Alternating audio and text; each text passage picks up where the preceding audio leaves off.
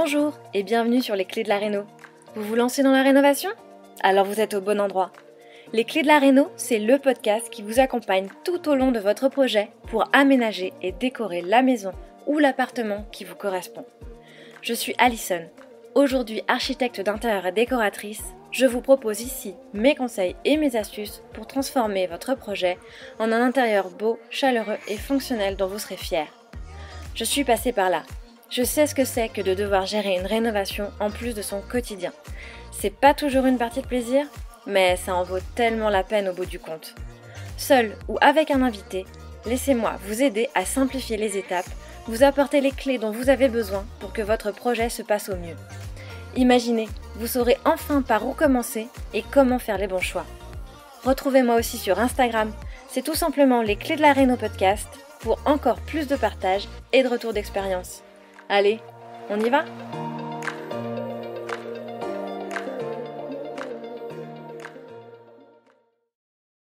Bienvenue dans ce nouvel épisode de Les clés de la réno. Aujourd'hui, j'ai le plaisir d'accueillir Anne-Claire, alias Anne-Claire Ruel sur les réseaux, qui me fait le plaisir d'être mon invitée. Toujours aussi rayonnante et inspirante, Anne-Claire nous livre son approche unique de la rénovation et son parcours dans la décoration des maisons qui ont jalonné sa vie pour décider aujourd'hui d'en tirer un revenu complémentaire, que ce soit avec la mise en location journalière pour des shootings photos avec des marques ou avec la location saisonnière. Mais avant ça, elle va nous parler de sa toute nouvelle maison, une magnifique maison de maître située en campagne stéphanoise qu'elle a affectueusement baptisée la Maison Crème. Le ton est donné, n'est-ce pas ? Anne-Claire s'est fait connaître en tant que fondatrice et directrice artistique de la marque lifestyle Maison Margaret, qui embellissait nos intérieurs avec de superbes parures en lin aux teintes poudrées. Bien que la marque n'existe plus, son style pastel et ses choix esthétiques demeurent la signature d'Anne-Claire. Et dans cet épisode, elle nous raconte comment elle trouve son inspiration, comment elle associe les couleurs et les matières et comment elle a évolué au fil du temps. Tu vas l'entendre, nous explorons ensemble comment elle compose ce style lumineux et doux et comment elle marie avec élégance l'ancien et le contemporain. Belle écoute! Hello Anne-Claire et bienvenue sur le podcast Les clés de la réno. Je suis ravie d'être ici aujourd'hui et pour partager mon micro avec toi pour que tu nous racontes donc ta passion pour la rénovation, la décoration et notamment donc l'histoire de ton dernier projet, donc la Maison Crème. Mais comme toujours, on va commencer par une petite présentation si certains qui nous écoutent ne te connaissent pas encore. Peux-tu nous dire un peu qui tu es, ce que tu fais dans la vie et où tu vis pour démarrer ? Bonjour Alison et merci de me recevoir dans ton podcast. Donc moi c'est Anne-Claire, Anne-Claire Ruel sur les réseaux sociaux, enfin sur Instagram principalement. Instagram étant une partie de mon travail, donc de l'influence, création de contenu, comme on dit, Ouais. lifestyle plutôt, donc déco, mode, voyage, etc. Et puis, ce qui fait partie de mon travail aussi, donc c'est la rénovation de maisons pour en faire des biens à la location. Alors à la location journée shooting et à la location plus saisonnière. Voilà, Ouais. donc là ça me, je suis à fond là-dedans en ce moment et j'ai un passé présent de décoratrice d'intérieur parce que c'est ma formation, c'est les études que j'ai faites. J'ai travaillé en tant que décoratrice d'intérieur pendant quelques années, boutique en ligne de déco. J'ai créé une marque aussi autour de la décoration, du linge de maison et du prêt-à-porter. Voilà, Que donc tu peux tout tourne. citer d'ailleurs parce Oui, qu'elle était Maison quand même Margaret. relativement Pour, connue, on peut le dire. Pour celles et ceux qui ont connu la marque, ça a duré 6-7 ans, donc ouais. Et ça s'est fini il y a maintenant 2 ans. Voilà. Ça. J'ai aussi fait de l'accompagnement, du coaching perso. Donc c'est assez mon travail Multifacette, ouais. voilà, exactement. Mais toujours avec un aspect quand même lié effectivement au lifestyle, À l'art de vivre, ouais. à l'art de vivre, là, à notre environnement et au beau, j'ai envie de dire. Exactement. Et justement, c'est ce qui m'intéressait dans ton parcours et dans ton rapport à la rénovation et à la décoration, c'est parce qu'effectivement je le sais pour te suivre depuis déjà quelques temps que c'est pas ta première maison, la maison Crème. Tu as eu différentes rénovations jusque-là. Est-ce que tu peux nous parler un peu de ce parcours déjà peut-être combien de maisons tu as pu avoir et comment elles se sont succédées, enfin en termes de rénovation et éventuellement. Oui, alors combien, tu vois, j'avais pas fait le calcul, mais j'ai commencé par un premier appart que ma maman avait acheté entre guillemets pour moi et où bah moi je sortais de mes études d'archi intérieur où c'était un peu entre les deux donc j'ai commencé par là en fait la réno. C'était une bonne expérience, on l'a toujours, on le loue et voilà et on est toujours content de ce qu'on avait fait dedans. Et ensuite, j'ai eu 4 maisons. Ouais, c'est ça. Donc là, Ouais. la maison Crème, c'est la 5e. Oui, si on compte l'appartement, c'est la 5e. D'accord. Ok. Ouais. Donc, effectivement, c'est des maisons qui se sont succédées, j'imagine, au fur et à mesure des étapes de vie. Oui, oui, exactement. Au fur et à mesure des étapes de vie, des mariages, divorces, autres mariages. Comme ça, je raconte toute ma life. Mais c'est vrai que Et puis des ça fait déménagements aussi, aussi. peut-être. Enfin, j'imagine. Oui, oui, oui, mais c'est vrai que ça a été quand même pas mal lié au final à ma vie personnelle Mhm. et oui et un déménagement, un changement de région aussi à un moment donné. D'accord. Et qu'est-ce qui te motive finalement dans la rénovation? Pourquoi est-ce que tu as cette passion? Parce qu'effectivement, je crois savoir que t'as enchaîné les rénovations, t'as jamais construit en neuf.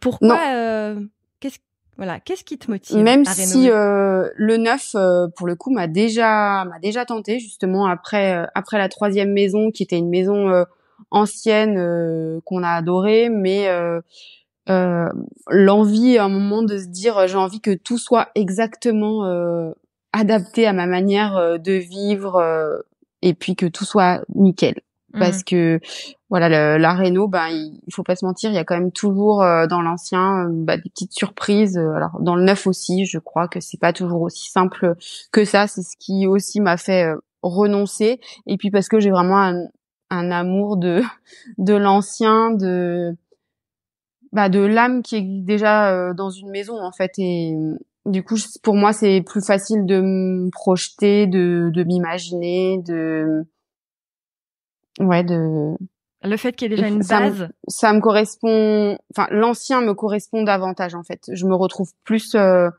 là-dedans même si je pense que ça se voit dans les rénos que je fais il y a toujours une tendance assez actuelle qui vient se mixer à l'ancien, mais exactement pour moi c'est une espèce de base Mhm. que de partir d'une maison ancienne en fait et d'y apporter une touche actuelle. Oui, c'est un peu, enfin, ça reste un peu moins une page blanche que de partir Ouais, complètement à blanc avec la construction, où effectivement, on peut se dire que finalement, enfin, on peut se dire que c'est plus facile d'aller sur un projet en neuf, et en fait, moi, je suis aussi assez d'avis que c'est plus facile de se projeter dans la rénovation parce que finalement, il y a déjà une base et qu'on n'a plus qu'à tirer un fil, à trouver son identité, son univers vis-à-vis, enfin, mm. par rapport à cette base. Mais c'est aussi ça qui va pousser à la créativité. Finalement, c'est aussi les contraintes que t'impose ce bien existant qui vont aller t'emmener dans des endroits où tu n'aurais pas imaginé. Ouais, tout à fait. C'est un cadre quoi. Ouais, c'est ça crée un cadre. Et parce que je suis convaincue qu'on apprend toujours de ses erreurs, mais aussi de celles des autres. Est-ce qu'éventuellement, selon toi, il y a une erreur que tu aurais commise dans un de tes projets de rénovation, dans ton parcours de rénovatrice, quelque chose, un regret que tu as ressenti et que tu aurais envie de partager? Oui, alors c'est pas un regret immense, mais en tout cas c'est quelque chose que je garde en tête aujourd'hui justement quand je me projette dans mon chez moi et je parle vraiment de pas d'une maison secondaire mais de la maison dans laquelle je vis. C'est dans la maison qu'on avait proche de Lyon, la tendance était aux couleurs très foncées, au gris anthracite, au noir, etc. Des couleurs que j'adore chez les autres et que justement j'avais pu voir dans des boutiques parce que je m'inspire pas mal de ce qui se fait dans les commerces, dans les restaurants, dans les hôtels. Pour moi, c'est une grande source d'inspiration. Et donc, je m'étais inspirée de ça et je m'étais dit génial, je projette ça ira très bien dans la maison avec ma cheminée, mes boiseries, etc. Ce qui était vrai, c'était très joli. Mais au bout de 6 mois, je me sentais un peu étouffée par ces couleurs-là et c'était pas moi, si tu veux. Donc Oppressée. ouais. Donc je pense qu'il y a, mais bon, enfin, il y a qu'en essayant aussi qu'on sait ce qui nous correspond. Donc c'est un regret sans être un regret. Et au moins j'ai testé, et voilà.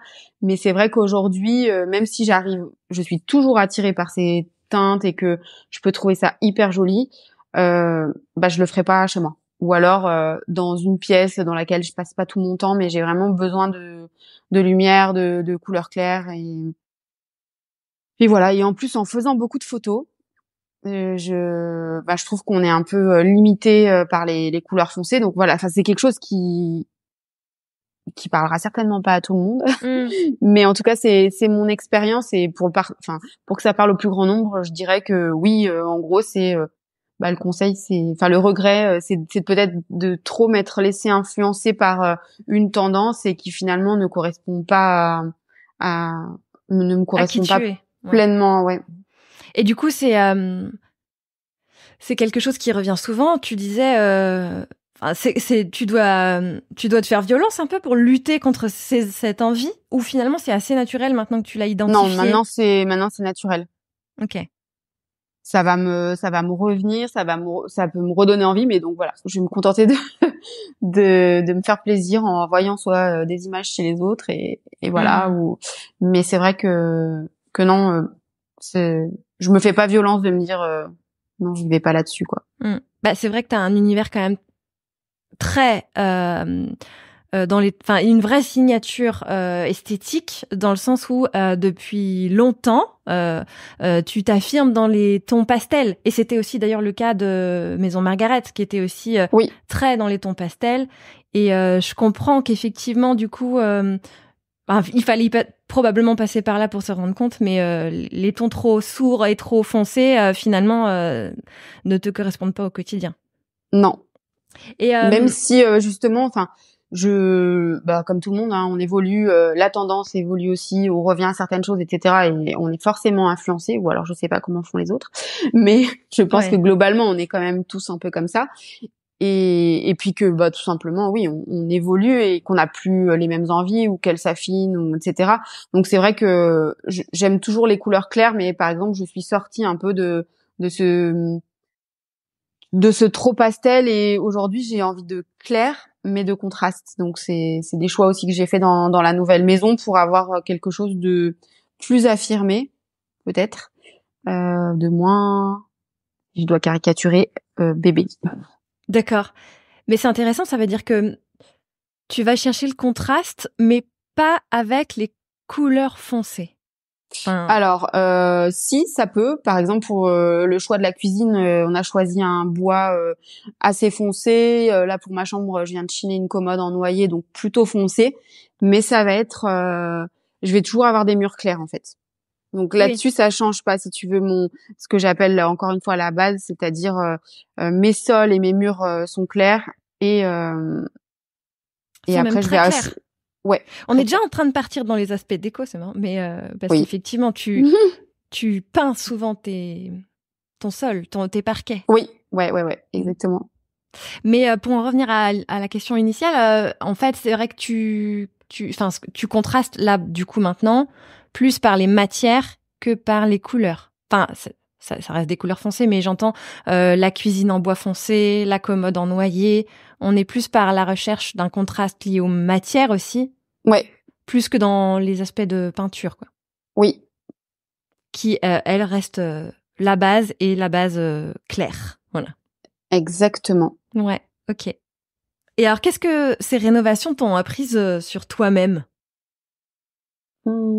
L'adaptabilité, peut-être. Enfin, je trouve que ce qui est intéressant dans la rénovation, c'est un challenge, en fait. Donc oui, c'est une certaine fierté, justement, d'arriver à relever le challenge, d'arriver à respecter le lieu dans lequel on vit et qu'on a choisi de rénover, pour moi, ça c'est un conseil numéro 1.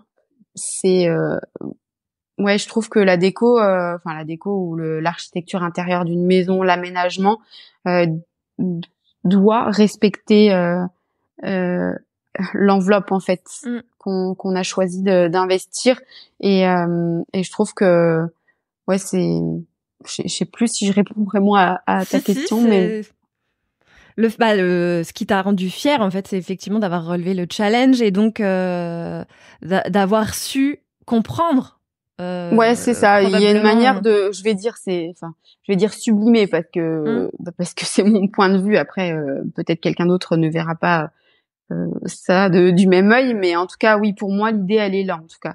C'est sublimer l'existant et dans la maison crème, pour le coup, ben, c'est ce que j'ai fait et c'est ce que j'ai fait en fait dans toutes les maisons. La précédente qui s'appelait la maison Bigou, parce que comme je fais de la location, bah c'est bien d'avoir un petit nom qui soit un peu parlant. Et la maison Bigou, donc son nom l'indique, pas mal de pastels et de couleurs jaune pâle, rose passé, etc. Et cette maison, je l'ai investie. Voilà, elle avait rien de particulier à l'intérieur. Et l'idée, bah, c'était d'arriver à donner du cachet à une maison qui avait une enveloppe extérieure avec un peu de style, mais à l'intérieur, il restait plus grand-chose. Donc, d'arriver à la mettre en valeur malgré l'absence et de moulure et de portes anciennes. Voilà, pareil, les ouvertures avaient été changées, donc c'était du PVC. oui. Voilà, une matière qui de base ne me fait pas rêver. Et voilà, arriver à apporter du charme et du caractère quand il y a peu de choses finalement. Il y avait pas une base très intéressante à sublimer comme tu dis. Oui, enfin, il y avait des choses, mais je pense que d'ailleurs cette maison elle a mis un peu de temps à se vendre et tout le monde n'arrivait pas à se projeter, à se dire ouais je vais pouvoir en faire tel truc.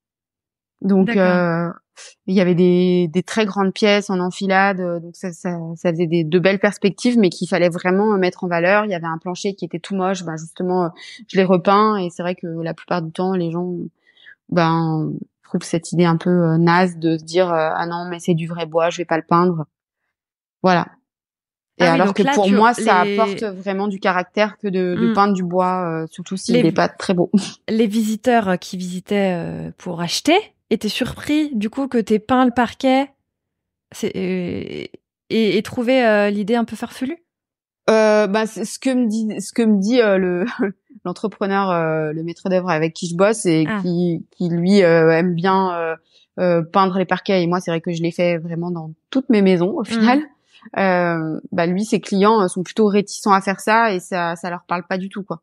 Donc c'est vrai que même moi pour avoir fait sur Instagram des petits sondages quand j'avais acheté la maison et je disais qu'en pensez-vous, alors parfois je fais des sondages mais je sais déjà ce que moi je vais faire, mais j'aime bien interroger et c'est vrai que la plupart des gens vont quand même répondre oui ponce-le et laisse-le tel quel. D'accord. C'est vrai que ça peut sembler assez irréversible et du coup oui il y a ça aussi.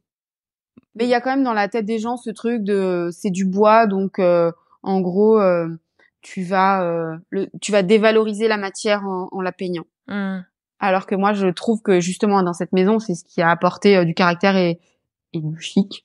C'est comme ça que je le vois. Surtout effectivement quand tu es confronté à un parquet en mauvais état qui est pas spécialement joli ou d'une qualité remarquable, effectivement le peindre ça peut justement le mettre en valeur parce que tu vas aller mettre en avant le veinage du bois, les lames et on voit plus les aspects détériorés ou exactement. Puis surtout que les pièces étaient très grandes et il y avait des raccords de parquet avec du neuf et de l'ancien donc voilà. Donc, pour moi permet c'était pas de gommer exactement, ce qui était plutôt des défauts et qui pouvait faire dire aux gens ouais bon le sol est pas en bon état, pas très beau et finalement un coup de peinture et ça avait une toute autre allure en fait. Voilà, je ne réponds plus à ta question, je pense que je suis partie trop loin. C'est très bien. Et là du coup de ton expérience, c'est quoi ton étape préférée dans la rénovation d'une maison ? Alors, mon étape préférée, je crois que c'est le moment où ça y est, j'ai eu le coup de cœur, je sais que c'est celle-ci, et où là, mon cerveau, il se met en mode machine, où j'ouvre Pinterest, Instagram, et que j'enregistre des milliers d'images. C'est l'ébullition, quoi.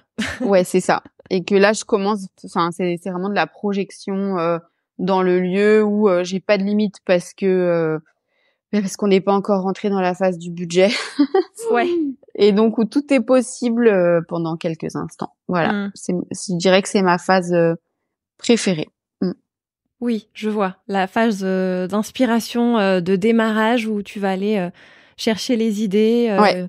et justement probablement aussi aller réfléchir à comment allier ces idées à l'enveloppe pour faire en sorte de respecter son âme, quoi. Oui, tout à fait. Et c'est marrant parce que aussi, à force de voir des images, comme je suis quand même très imprégnée par tout ce que je regarde et que je suis beaucoup de comptes, notamment sur Instagram, qui sont liés à la déco, à des intérieurs, etc. Et que, je pense, se ressent aussi pas mal chez moi. J'ai une grosse inspi de scandinave. Et donc, j'avais vu pas mal de maisons que j'adorais avec ces pièces en enfilade et tout ça. Et quand j'ai visité cette fameuse maison Bigou et que j'ai vu les pièces en enfilade, je me suis dit, c'est celle-ci. Donc, ça marche aussi dans l'autre sens, en fait. Finalement, c'est comme si je l'avais reconnue, en fait, la maison. Ouais. Et je m'étais dit, ah ouais, ça... tout ce dont je suis imprégnée, inspirée avant finalement la recherche, quand je suis tombée sur la maison, pour moi, tout se mettait déjà en place en fait dans ma tête, quoi. Les idées allaient coller à ce lieu, quoi. Oui, c'est vrai je vois ce que tu veux dire. Les maisons en enfilade qui créent les pièces en enfilade qui créent un peu une perspective d'une pièce à l'autre et qu'on voit aussi souvent effectivement dans les maisons anciennes scandinaves. Oui. Et qu'on voit peu effectivement, enfin probablement qu'on peut les trouver dans des appartements haussmanniens ou ce genre de choses qui sont effectivement des lieux très anciens, mais dans les maisons qu'on peut visiter, on peut rarement tomber sur ce genre de perspective effectivement chez nous. D'accord. Et alors, justement, on va commencer à parler un peu plus de la maison Crème, donc qui est la maison que tu as dans la campagne de Saint-Étienne. Est-ce que c'est la maison qui t'a fait quitter Lyon ou la maison Bigou était déjà Non, la maison Bigou est arrivée entre les deux. D'accord. Et donc elle était déjà vers Saint-Étienne, la maison Bigou. Ok. Alors, est-ce que tu peux un peu nous décrire cette maison, à quoi elle ressemble, enfin, c'est quel type d'architecture, comment elle était quand tu l'as rencontrée? Elle était, c'est une grosse bâtisse ancienne, assez imposante. Ça fait un peu maison qu'on voit dans les films, tu sais, au milieu de la campagne, avec de très grands arbres, des granges, un pigeonnier. Ça fait rêver, comme ça. C'est non, mais c'est vrai, c'est un peu. Ouais, c'est ça. Mais maison de maître à la campagne, un peu. Exactement. Donc avec un jardin qui fait finalement tout le tour de la maison. Des granges, donc des écuries qui sont pas aménagées et que je pense on n'aménagera pas, vraiment pas dans l'immédiat, parce que la maison est déjà très grande. Mais en tout cas, ça sert justement de décor extérieur, notamment pour des shootings, et pour nous, c'est juste trop beau, quoi. Donc ça a déjà cet intérêt-là. Le pigeonnier, c'est pareil, il est pas accessible, mais juste le plaisir de l'architecture, on va dire.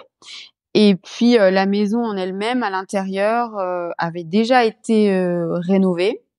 Donc je peux pas dire qu'on ait fait, comment dirais-je, on partait pas d'une maison où il y a tout à faire dans son jus, etc.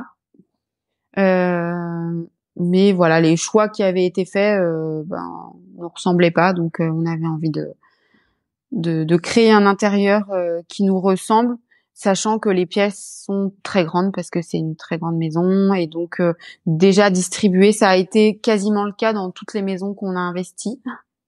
Finalement, on n'a pas cassé grand-chose. D'accord. Parce que les pièces soit étaient grandes, soit étaient déjà ouvertes, et il n'y a pas eu besoin de remanier en fait les pièces. La distribution des pièces. Non. Et pas des gros travaux d'aménagement, mais plus aménagement intérieur et Ouais, décoration. exactement. Et tu nous dis qu'elle est grande, elle fait combien de mètres carrés? Alors nous, on investit 2 niveaux, le rez-de-chaussée et le plus sain. Là, on a déjà 300 mètres carrés. Et après, on a des combles aménageables. Mais quand je dis des combles, voilà, c'est déjà très haut de plafond, donc ça pourrait vraiment être un étage supplémentaire où il y a encore 100 et quelques mètres carrés. Mais voilà, aujourd'hui, on n'a pas besoin. Ouais. Même si on a un fils de 13 ans qui se verrait bien se prendre son étage à lui. Ce n'est pas au programme. On lui a dit, écoute, si tu gagnes au loto, pourquoi pas? On y pensera. Mais voilà, non, c'est pas dans les projets. Déjà son indépendance. Ouais. Et alors, ça fait combien de temps que tu l'as acheté cette maison? Alors ça fait une grosse année que je suis dedans. Ok. Et donc tu nous as dit t'as pas fait forcément énormément de travaux, de gros travaux de redistribution des espaces, mais malgré tout, tout de suite tu t'es imaginé des choses plus déco. Enfin, est-ce que les travaux ont été réalisés au fur et à mesure ou est-ce que vous les avez fait avant d'emménager peut-être? Non, on les a fait. On était déjà dans la maison et ça s'est un peu étalé sur 6 mois parce que on était pressés de commencer. À la fois, il y avait la commande de la cuisine qui allait prendre un peu plus de temps, donc on a commencé par la peinture, mais donc le peintre était tout seul, donc ça a pris. Et moi, je m'y suis un peu collée, mais voilà, ça a pris du temps. En plus, il faisait pas beau, donc. Voilà, on a vécu un peu dans un chantier quand même pendant plusieurs mois avec ça. Et puis après, ça s'est un peu étalé entre la cuisine, la salle de bain, et voilà. En gros travaux, c'était, enfin, gros travaux. C'est relatif, hein, mais quand on vit dedans, c'est bien assez gros. Oh bah oui, changer une cuisine, une salle de bain, c'est Ouais. déjà pas mal. Puis même rien que refaire toutes les peintures. Oui, avec les bâches par terre et tout ce qui s'ensuit. Donc, ouais. Et là aussi, tu as repeint tous les parquets? À l'étage. Ouais. À l'étage, les parquets ont été repeints. Il y avait une sorte d'huile blanche sur le parquet qui nous plaisait pas. Donc, on a repeint c'est pas du blanc, mais c'est un blanc beige, on va dire. Crème. Ouais. Et puis non, au rez-de-chaussée, on a des sols anciens. On a un très beau parquet justement en chêne ancien qui est un petit peu taché et on s'était posé la question de le faire poncer et revernir, mais le menuisier m'a bien alerté en me disant cette patine, il a une très belle patine qui fait pas du tout jaune. Il m'a dit vous la retrouverez pas si on fait ce travail de ponçage, etc. Donc finalement, on a choisi de garder les taches. D'accord. Et la couleur qui donne vraiment beaucoup de charme. Donc non, en bas, les sols, beaucoup de carreaux qui sont d'origine. Tout ça a été conservé. Ouais. C'est ça. D'accord. Et mais oui, comme quoi tu nous dis quand même que effectivement quand tu es face à un parquet, un beau parquet, tu peux le conserver en l'état. Oui. Enfin, et ne pas... Ça c'est clair. Pour le coup, voilà, il avait énormément de charme et après ça aurait été joli peint aussi, mais là non, j'avais vraiment envie de le garder et il est assez foncé. D'accord. Ouais. Ce qui te permet d'avoir le contraste avec les couleurs claires comme tu disais tout à l'heure. Ouais, exactement. D'accord. Et il vous reste encore des travaux à réaliser dans cette maison? Alors, la chambre du dit-fils n'a pas été repeinte. D'accord. Pour le moment, donc oui, il reste cette chambre à faire et puis après, potentiellement, il y aurait d'autres choses à faire, mais comme chez tout le monde, il y a l'histoire du budget et des priorités, donc non, je pense que une fois qu'on aura repeint cette chambre, le reste, on s'en accommodera, on va dire. Mmh. On avait bien envie de faire une grande terrasse, mais pareil, c'est un gros budget, donc ça, on verra. On verra plus tard. Disons que avec l'été qu'on a eu, on se dit que oui, on a bien fait d'investir dans l'intérieur plutôt que dans l'extérieur. C'est sûr. Voilà. Et justement, si on parle un peu de tes envies esthétiques, de tes goûts, comment tu t'es allé chercher l'inspiration pour cette maison? Alors l'inspi, toujours pareil, hein, je dirais. La base c'est Instagram parce que c'est un réseau social sur lequel je suis tous les jours. Donc voilà, j'enregistre régulièrement, même si quand je suis pas dans une phase où justement j'ai un projet concret. Voilà. Quand j'étais dans la maison Bigou, une fois qu'elle a été rénovée pendant 3 ans, j'ai plus même d'envie, j'ai rien acheté et je regardais pas spécialement la déco. Et puis là, le fait d'avoir le projet, je me suis réinvestie et puis du coup là ça part en Pinterest et voilà, j'y ai passé des heures et c'est vraiment là-dessus que je prends toutes mes inspi. Mmh. Et moi, je trouve qu'elle est dans tes choix. C'est des choses. Enfin, t'as été dans un univers plus design que ce que t'avais pu avoir par le passé. Est-ce que tu Ouais. l'as identifié ça? Parce que effectivement, t'avais quand même, il y a quelques années, surtout un intérieur que j'aurais un peu qualifié de rustique chic peut-être. Et aujourd'hui, on est vraiment avec des pièces de design vraiment très assumées qui se marient avec effectivement une base très ancienne. Ouais. Est-ce que t'as cette évolution là? Comment ça s'est fait? Je pense que ça dépend aussi des périodes de vie, ça dépend. Enfin voilà, moi mes parents ils étaient à fond sur le mobilier design, donc tout était très contemporain chez nous. Voilà, par rapport à à toutes mes copines, voilà, on était un peu les seuls à avoir ce genre d'intérieur Mm-hmm. assez pointu et et je crois que à un moment donné j'ai fait une sorte de rejet, même après l'école de déco et d'archi intérieur, on nous pousse à être très dans la tendance justement dans des choix de mobilier designer, Très etc. contemporain, ouais. Très contemporain. Et ouais, il y a eu ce truc quand j'ai acheté ma première maison qui faisait très petit, un peu cottage, mais campagne, etc. Rassurant. Et donc là, j'ai eu ma période plus campagne chic. Oui, toi, t'as appelé ça rustique. Je sais Rustique pas si chic. c'était le mot. Ouais, il y avait un aspect un peu maison de famille, Ouais. campagne. Mm. Voilà. Duquel je me suis pas mal lassée, faut pas se mentir. Mm. Malgré tout. Et donc, tu Ouais, es alors revenu à des choses plus contemporaines finalement. un mix en tout cas, ouais. Ouais. D'accord. Oui, parce qu'aujourd'hui je me reconnais moins dedans, même si je peux toujours trouver ça beau.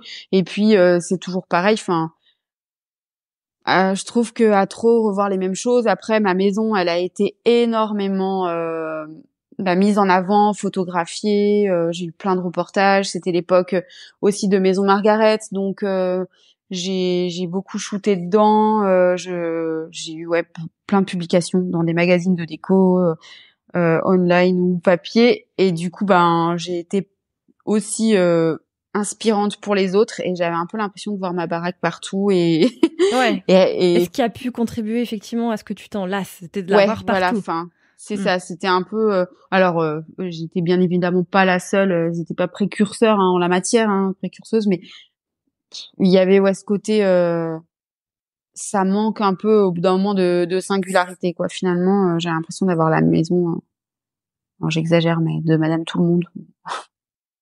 Mais en tout cas, j'ai quand même toujours besoin de me réinventer en fait. Je vois que qu'il y a des personnes qui sont toujours très fidèles à leur style. Ouais. Alors que moi, je pense que je suis fidèle à moi, mais pas à un style en fait. Et que comme je suis en constante évolution et en besoin de nouveautés quelque part, d'un vent nouveau. Finalement, voilà, ce que j'aime aujourd'hui, je l'adore, ça me correspond à 1000%. Dans 2 ans, il y a toujours un reste de la maison d'avant, si tu veux. Je passe pas du noir au blanc, mais voilà. Et à la fois le côté design 100%, je pense que ça ne me correspondra jamais parce que c'est un côté un peu impersonnel et froid dans lequel je me retrouve pas. mais je sais pas ce que sera ma maison dans 5 ans, dans 10 ans, quoi. Et comment t'as choisi les matériaux? Alors pour les matériaux, j'entends de déco pour cette maison. Alors quand tu dis déco, c'est par exemple les matériaux de la cuisine et de la salle de bain Ouais, bah c'est les 2 gros projets que t'as eu, donc Ouais. effectivement, comment tu t'es projeté dans ces 2 projets-là et comment t'as été choisir les matériaux et enfin oui, voilà, comment ça s'est En passé? fait, je pars toujours d'un coup de cœur. Donc la cuisine, c'est une cuisine Réforme, donc qui est une marque danoise. Je suis Réforme depuis des années-lumière. C'est une cuisine qui m'a toujours fait envie. J'avais pas le budget jusque-là, donc cette fois, ça a été une collaboration que j'ai faite avec cette marque et qui m'a permis, faut se le dire, d'avoir cette cuisine-là chez moi. Et donc, pour le coup, je l'avais repérée depuis assez longtemps. Alors, il y a plusieurs cuisines qui me plaisaient chez eux, mais ouais, c'est celle-ci.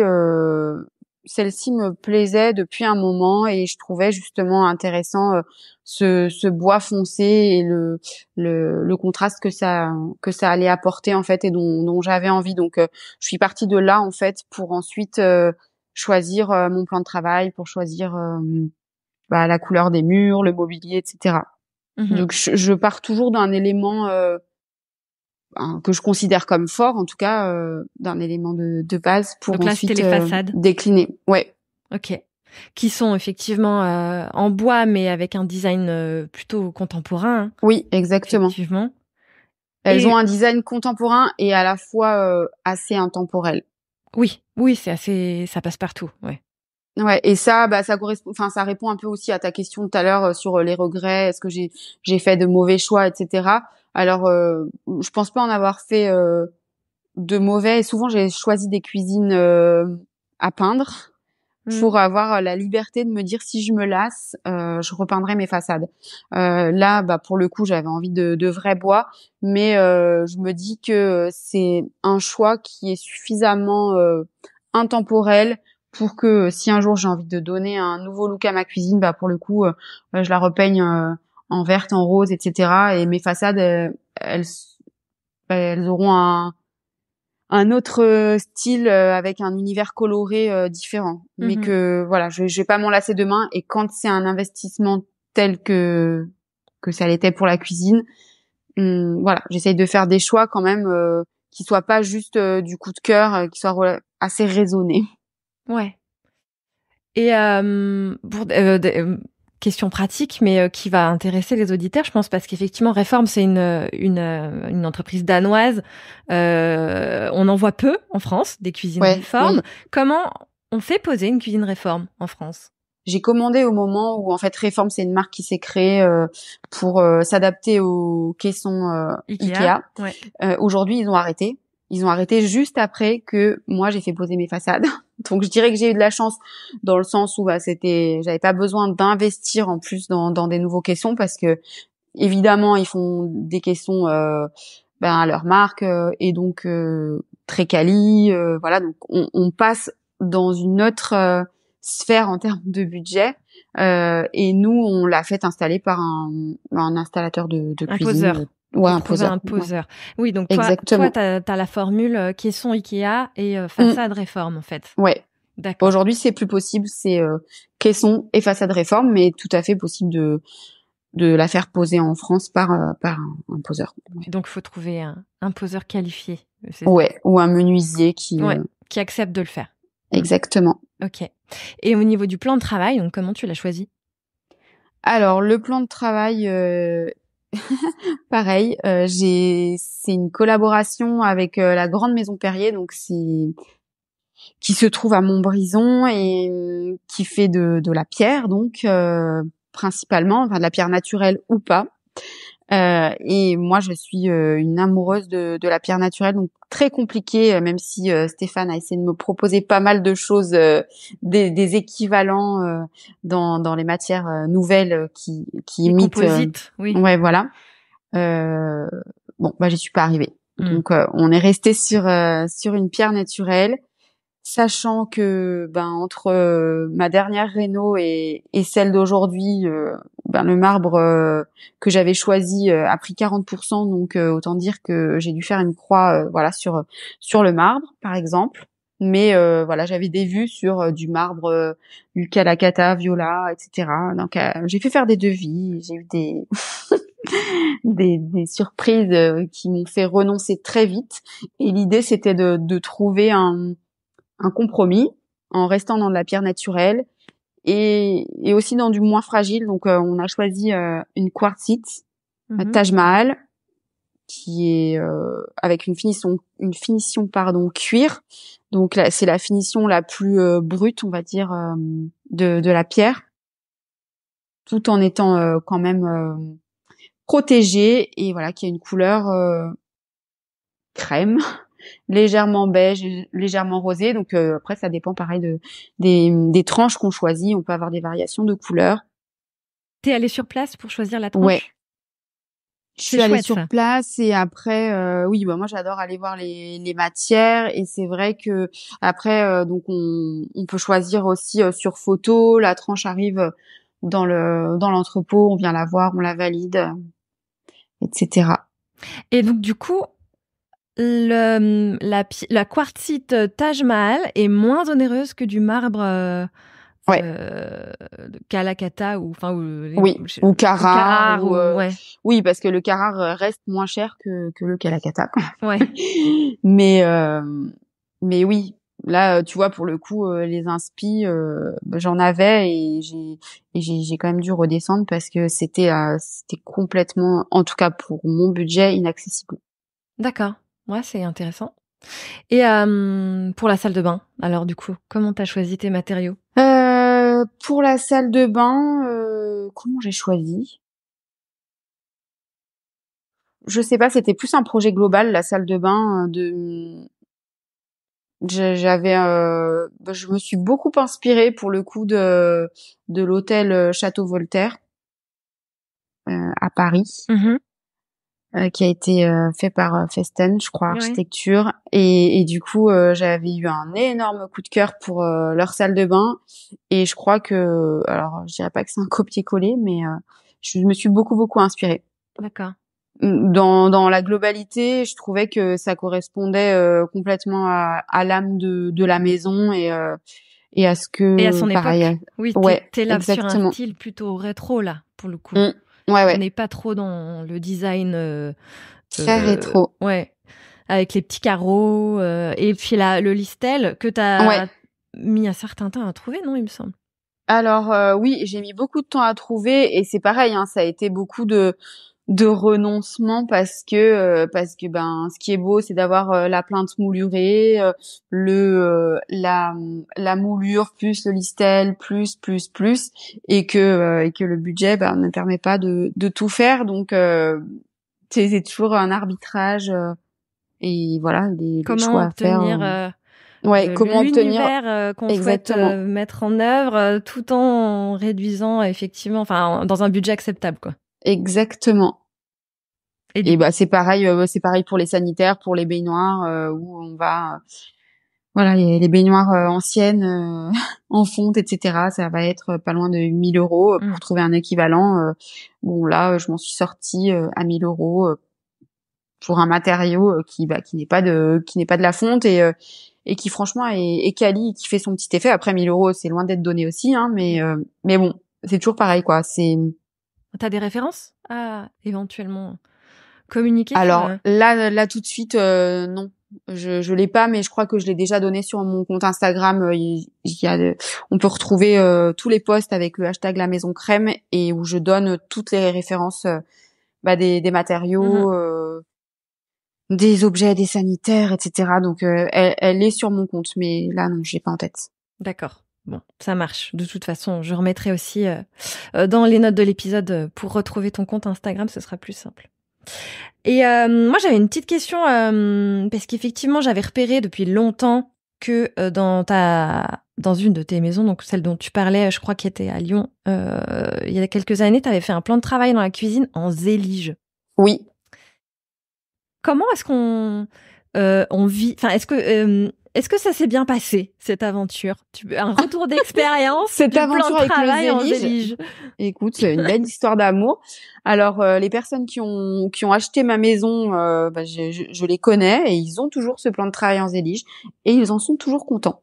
Donc, non, ça, on n'a pas eu de soucis à part peut-être sur la tranche des petits carreaux ébréchés, mais vraiment rien qui même nécessite de changer un carreau. Donc, non, bonne expérience. Bonne expérience, super. Ouais. Parce qu'effectivement, on pourrait avoir peur éventuellement du fait, tu sais, avec les multiples joints et l'entretien que ça peut représenter ou à l'usage ou. Ouais. Ça c'est ma maman qui est toujours dans ce genre d'aspect pratique et qui tu vois là je réfléchis pour ma maison secondaire et tout de suite elle me dit mais non mais les joints etc. Bon pour le coup je l'ai expérimenté et non en tout cas le Zélige j'ai eu et ça faisait pas sale et ça demandait pas un entretien de malade et c'était réductant. Alors après les carreleurs le Zélige, en tout cas, moi, quand je l'ai posé, c'était en 2011. Donc, le Zélige, c'était le début et les carreleurs, c'était, non, mais c'est quoi ce carrelage que tu nous fais poser? C'est même pas droit, etc. Oui, c'est le but. Ouais. Donc Oui, voilà, mais bon, aujourd'hui, ils sont un peu j'imagine plus qu'en habitués. 2024, ouais, ça doit pouvoir le faire. D'accord. Bon, très bien. Et je voulais aussi qu'on parle, tu nous as dit effectivement plusieurs fois que tu faisais des shootings dans tes maisons. Ouais. C'était l'occasion, je trouve, d'aborder ce sujet que j'ai encore jamais abordé sur le podcast et qui est pour le coup très intéressant. C'est comment on peut profiter éventuellement de l'opportunité de sa maison rénovée et bien décorée pour en faire une source de revenus complémentaire. Et comme tu es coutumière et que tu as l'habitude de ce genre de prestat, on va dire, j'en profite, je saute sur l'occasion pour te demander un peu comment on fait pour louer sa maison? Comment ça se passe en fait? Par quoi on commence, tu vois? Enfin, explique-nous. Alors, par quoi on commence? Tu vois, ça va rejoindre un peu ce que je te disais tout à l'heure, mais la maison Bigou, donc qui était un peu une maison dans laquelle, voilà, pour moi, je la voyais comme une maison de transition et aussi j'étais dans une période de ma vie où j'avais besoin de me sécuriser financièrement. Elle était grande. Donc je l'ai pensé directement en me disant eh ben il faudra que tu essayes de la louer pour des shootings. Donc je l'ai pensé quand même comme ça avec notamment donc toujours pareil cette histoire de couleur claire sur les murs parce que pour les shootings c'est beaucoup mieux, faut pas se mentir. Donc ça fait disons que ça peut être aussi réfléchi en amont de se dire si j'ai envie de louer ma maison voilà, si je peins tous mes murs en vert sapin en noir etc.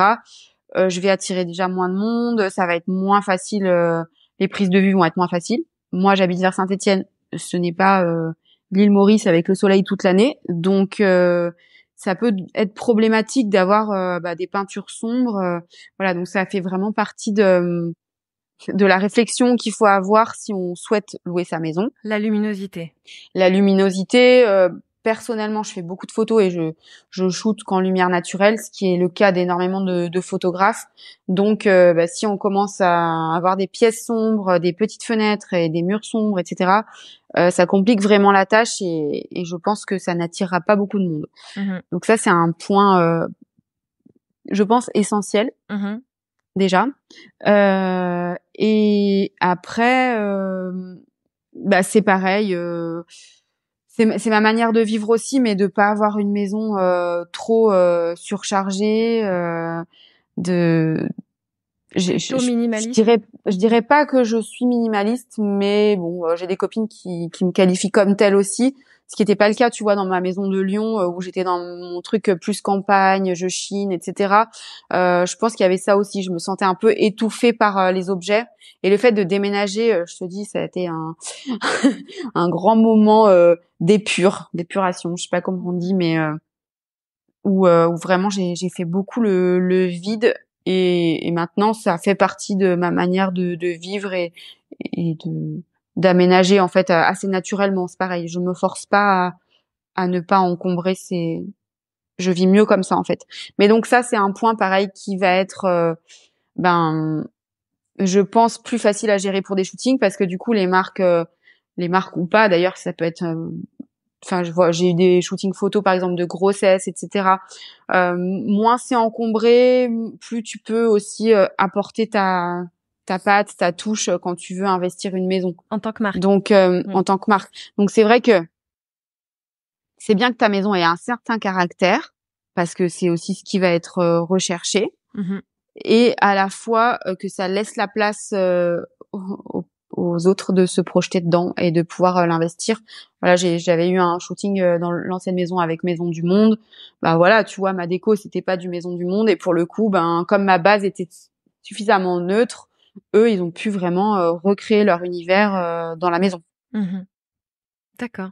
Donc voilà ce genre de conseils, je sais pas, après chacun fait ce qu'il veut. Oui, non mais c'est intéressant quand on... Mais ouais, je pense que c'est des choses en tout cas ça qui aident à ce que ça soit loué quoi. Mhm. C'est vrai que bah évidemment plus la maison est grande, plus les pièces sont grandes, plus c'est facile aussi, mais je sais qu'il y a des personnes qui vont louer bah, voilà, pas l'intégralité de leur bien, on peut mettre à dispo une salle de bain, un salon, une cuisine selon enfin voilà, il y en a pour tous les goûts, pour tous les budgets aussi, donc Et est-ce qu'il y a un critère géographique?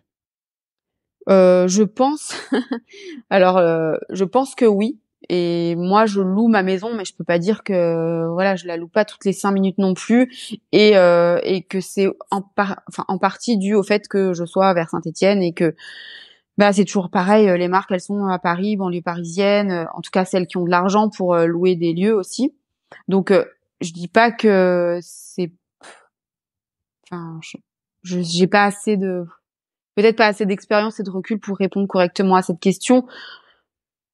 Si on a un bien un peu exceptionnel, oui, les personnes vont se déplacer parce que c'est des gens qui vont avoir du budget ou parce qu'ils vont y voir vraiment un intérêt, etc.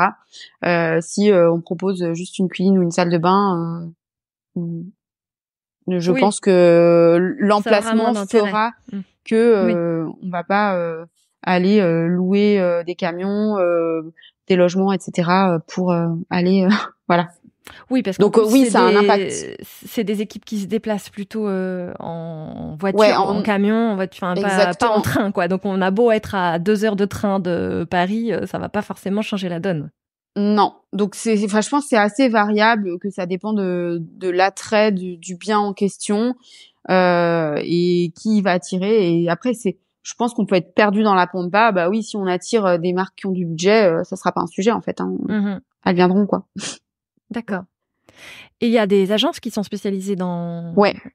pour faire l'intermédiaire. Est-ce que tu fais appel à toi à des agences? Comment tu... Alors, je me suis inscrite dans plusieurs agences à l'époque. Là, elle est référencée dans une agence.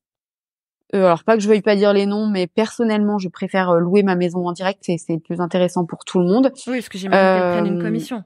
Évidemment.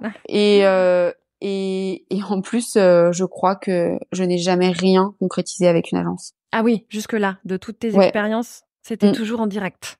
Exactement. D'accord. Et alors Ouais, même c'est sûr, j'ai jamais rien concrétisé avec une agence. quand c'est en direct comme ça, tu fais un contrat? Comment tu... Ouais. Oui, bah je rédige un contrat. Que t'as fait toi et... Oui, que j'ai fait moi. D'accord. On trouve des modèles assez facilement. Après, il y a rien de bien sorcier, hein, mais en tant que particulier, on a le droit aussi de.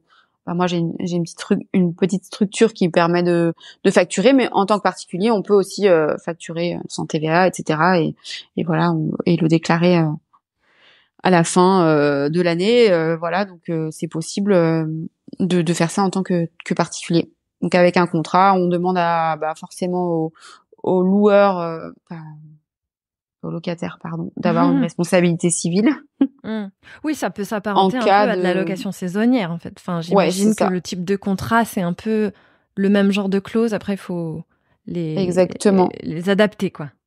Ouais, non, mais c'est pas un contrat de 25 pages et après, chacun décide de ses conditions, c'est-à-dire de savoir à combien on met sa maison à louer.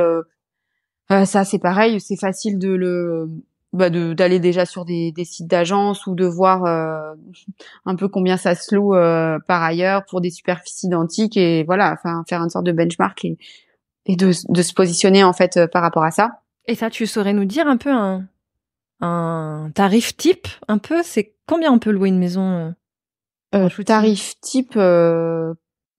C'est dur, oui, ça dépend, comme tu dis, de la Il superficie. il y a pas vraiment de tarif type. La maison Bigou qui avait pas vraiment d'extérieur, j'arrivais à la louer, c'était 750 € la journée.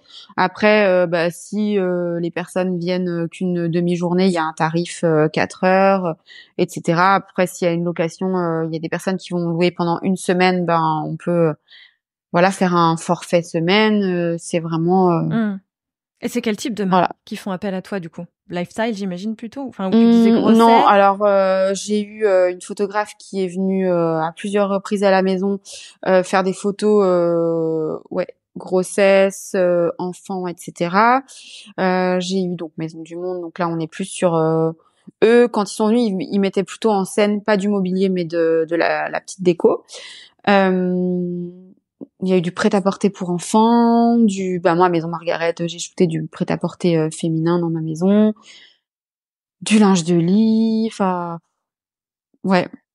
Là, il y a un shooting corporate qui est prévu à la Maison Crème pour octobre, donc il y a eu corporate, donc ça veut dire d'équipe quoi. Il y a l'équipe ouais, qui c'est va ça, ils venir, viennent chez toi pour shooter l'équipe. C'est exactement. surprenant. Il y a eu le premier shooting de la Maison Crème, c'était la marque Jars Céramiste, donc on a mis en scène de la vaisselle dedans et dehors. Voilà, donc c'est assez varié en fait. Hein.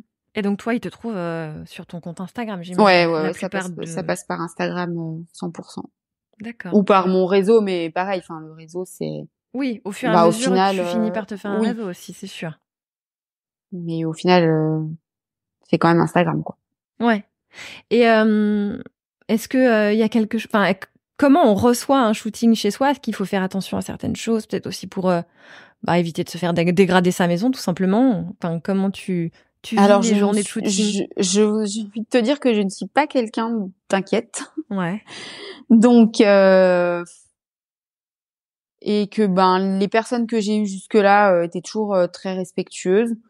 Moi, je suis souvent sur place, mais même dans la journée, je reste pas toute la journée à surveiller le shooting. Je suis plus là pour l'accueil et puis pour ensuite dire au revoir, on va dire. Oui, en fait, tu les laisses gérer. Ils sont autonomes. Mais oui. Après, je sais qu'il y a des personnes qui restent toute la journée, qui vont surveiller, mais c'est pas un mal, qui vont être là tout le temps à dispo et puis un peu en mode je regarde ce qui se passe et je fais attention à ma maison. Je suis pas comme ça. Pour l'instant, ça m'a, je dirais pas porté bonheur. Et de toute façon, je pense que si j'avais été là, ça aurait pas changé grand-chose. Mais il est arrivé qu'il y ait un petit accident sur une chaise, d'une huile de bain qui avait coulé et qui avait taché une chaise assez chère, malheureusement pour eux. Et assurance responsabilité civile. Et puis voilà quoi. Oui, tout simplement.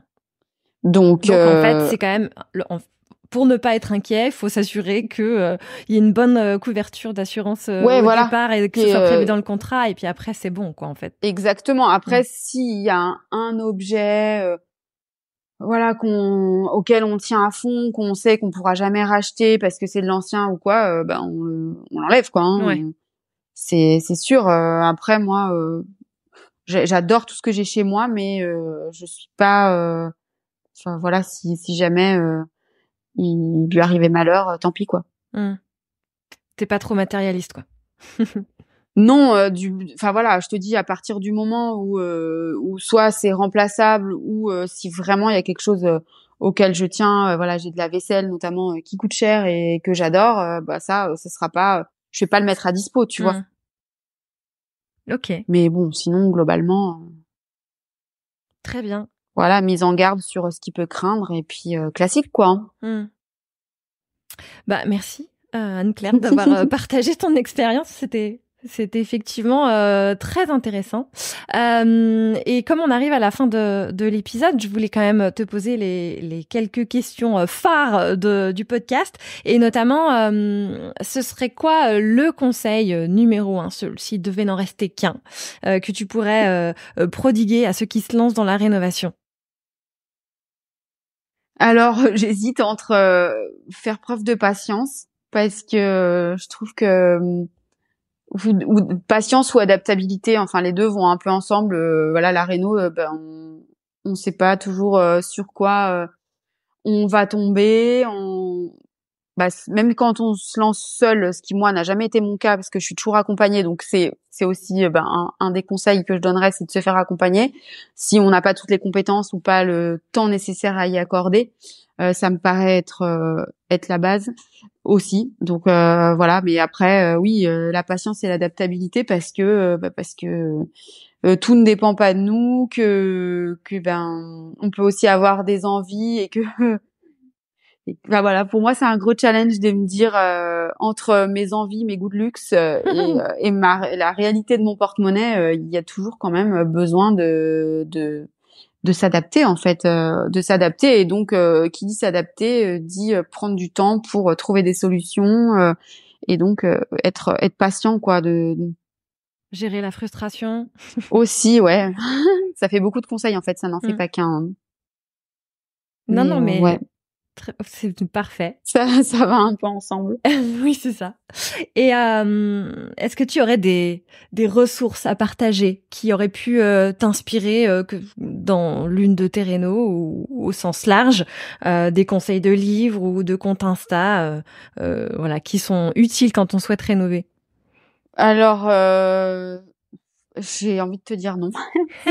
Non, parce que, enfin, je te les ai partagés, quoi. Mes sources, c'est vraiment Pinterest et Instagram. Alors Instagram, j'ai pas de compte en particulier. Hein. Vous pouvez aller voir tous les gens que je suis, si vous voulez, et voir si ça vous inspire. Pour le coup, voilà, moi, je suis très inspirée, comme je le disais, par les comptes scandinaves. Je suis abonnée au Milk Déco et c'est à peu près tout en presse, papier. Parce que je trouve que Pinterest est son immense banque d'images qui va nous proposer des choses ultra ciblées. C'est l'idéal en fait. Mm. Donc moi c'est vraiment ma plus grande source. Oui, mais tu vois, Pinterest, alors moi, évidemment, j'y suis aussi énormément, j'y suis tous les jours même, par la force Ouais. de mon métier, mais j'en finis aussi par me dire, c'est bien beau l'algorithme qui te met sous les yeux que des trucs qui correspondent à qui tu es, à tes goûts, mais finalement, ça ne te sort jamais de ta zone de confort quelque part. Il va rarement me proposer quelque chose qui va vraiment attirer ma curiosité, dans le sens où c'est pas du tout un truc auquel j'aurais pensé et qui finalement pourrait aussi bien me correspondre. Tu vois ce que je veux dire? Oui, mais non. Enfin si, je vois tout à fait ce que tu veux dire. En revanche, je pense que du coup c'est pas ma manière de l'utiliser. Sur Pinterest, je vais pas chercher mon style. C'est plus à la limite sur Instagram que je m'inspire ou j'en parlais aussi mais beaucoup dans les rénovations d'hôtels. Donc j'ai cité Festen Architecture, voilà, mais tous les hôtels en fait qui vont ouvrir et qui vont correspondre à mes envies, mes idées et être précurseur. Voilà, je suis allée récemment au Lilou Hôtel du studio Adou du Fourc, par exemple. Donc, je m'inspire beaucoup de contes, d'archi d'intérieur qui bossent dans l'hôtellerie, parce que je trouve qu'ils sont précurseurs. Donc, à partir de là, j'ai déjà mes inspi et Pinterest va nourrir mes idées et m'apporter des idées en ce sens, mais je cherche pas à ouvrir mon inspiration sur Pinterest. Je sais pas si c'est clair ce que je dis. Si, c'est assez clair. En fait, c'est via Instagram que tu vas que tu vas tomber sur des choses qui vont élargir ton spectre et avec Pinterest t'es plutôt la façon dont Pinterest fonctionne te convient et ça va plutôt Oui, aller parce dans qu'en le fait, ça va me détail permettre exactement d'affiner ou de me trouver, ce qu'on disait tout à l'heure. Je vais voir une réalisation dans un hôtel. Alors les hôtels, ils ont des budgets qui sont pas les budgets d'un particulier. Donc on regarde le truc, on se dit waouh, c'est trop génial, les finitions. Moi, j'adore le détail. Donc c'est là où ma frustration c'est compliqué parce que je peux pas aller dans le détail autant que j'aimerais parce que sinon j'ai pas l'argent en fait. Et donc Pinterest, ça va m'aider à trouver des manières de mettre en forme des idées avec des moyens qui sont les miens. Ah, C'est intéressant, ouais. Donc tu peux partir un peu d'une idée qui peut être très coûteuse pour aller voir sur Pinterest comment tu peux mettre en œuvre cette idée, mais de façon détournée et dans un budget plus accessible. Voilà. Okay. Ça va me permettre d'adapter, de trouver des solutions.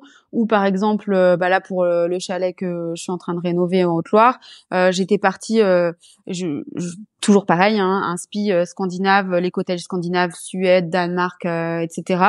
Et je vais aller sur Pinterest et Pinterest il va me proposer plein de maisons en bardage en bois noir, rouge, etc. Et ça va me permettre d'avoir un tas de visuels qui vont me dire bon ben voilà ce que je peux faire. Là, j'arrive à me projeter sur le bois noir avec les visseries blanches, avec les visseries rouges. Non, finalement le bois rouge avec, tu vois. Et donc ça va m'apporter une banque d'images dans une idée de base qui va me permettre d'avoir une vue d'ensemble et de pouvoir faire un choix, par exemple. Ok, très bien. Mais oui, effectivement, on n'en a pas parlé, mais tu es aussi encore en cours de rénovation avec le cottage du Lignon. C'est ça. Donc c'est pour ça qu'à la Maison Crème, on va se calmer et qu'il faut garder du budget pour le cottage du Lignon. Voilà. Donc un chalet.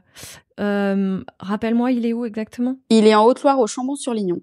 D'accord. Et que là, tu vises plutôt, que tu envisages plutôt en location saisonnière et puis en maison secondaire, parce que c'est quand même ça la base du projet. Bon bah c'est parfait, ça veut dire qu'on aura encore des choses à se dire pour un prochain épisode et tu viendras nous raconter la rénovation de ce chalet, parce que pour le coup j'ai encore non plus jamais eu de rénovateur de chalet, tu vois, ce serait une première. Bah écoute, merci beaucoup Anne-Claire, c'était un plaisir de t'avoir à ce micro.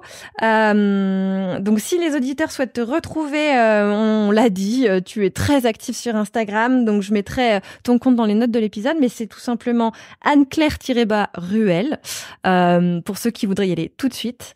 Et vraiment, encore un grand merci, c'était vraiment très sympa de t'avoir à mon micro. Merci beaucoup à toi et à très bientôt. À bientôt Anne-Claire.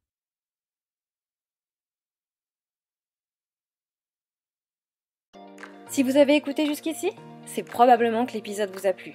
Alors n'hésitez pas à en parler autour de vous, amis, famille, tous ceux qui rénovent sont les bienvenus. Vous pouvez aussi évidemment laisser un commentaire sur Apple Podcast ou une note 5 étoiles sur Spotify.